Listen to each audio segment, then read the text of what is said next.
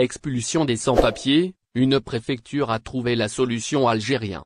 La question de l'expulsion des sans-papiers est devenue un enjeu majeur en France, et une préfecture semble avoir trouvé une méthode inédite pour accélérer les procédures. Dans les Hauts-de-Seine, le préfet Alexandre Brugère a mis en place une stratégie particulière qui repose sur un contact direct avec les détenus en situation irrégulière. Chaque mois, il se rend à la maison d'arrêt de Nanterre afin de rencontrer les sans-papiers incarcérés.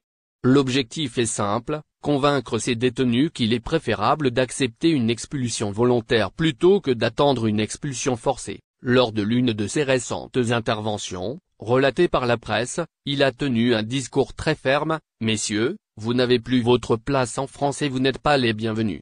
Vous pouvez partir dans la dignité ou par la force ». Ce message illustre parfaitement la ligne choisie par la préfecture, celle de l'expulsion des sans-papiers en misant sur la persuasion directe et la clarté du langage.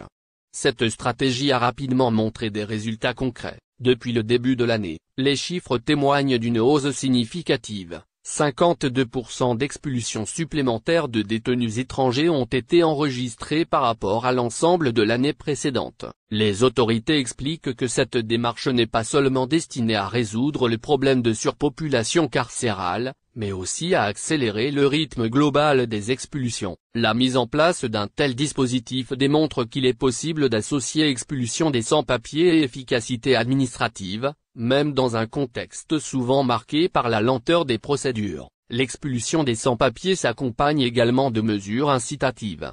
Dès la fin de leur peine, les clandestins qui acceptent volontairement de quitter le territoire bénéficient d'un billet d'avion retour vers leur pays d'origine. Le processus se déroule généralement avec une organisation précise, un pécule remis juste avant le départ, souvent sous forme de code de retrait utilisable dans les agences Western Union. La somme allouée peut atteindre jusqu'à 1 200 €, auxquels s'ajoutent 600 € supplémentaires si le sans-papier concerné a des enfants. Cette aide financière diminue cependant lorsque l'obligation de quitter le territoire français, appelée OQTF, est ancienne. Ainsi, plus le temps passe, moins la prime est importante. Cela constitue une incitation forte pour les détenus à accepter l'expulsion le plus rapidement possible, en comprenant qu'un retour anticipé est financièrement plus avantageux. Derrière cette stratégie se cache également une volonté politique d'éviter certains blocages diplomatiques. Dans de nombreux cas, l'expulsion des sans-papiers se heurte au refus de pays d'origine qui rechignent à délivrer des laissez-passer consulaires. L'Algérie est souvent citée comme exemple, puisqu'elle refuse fréquemment de reprendre ses ressortissants expulsés par la France.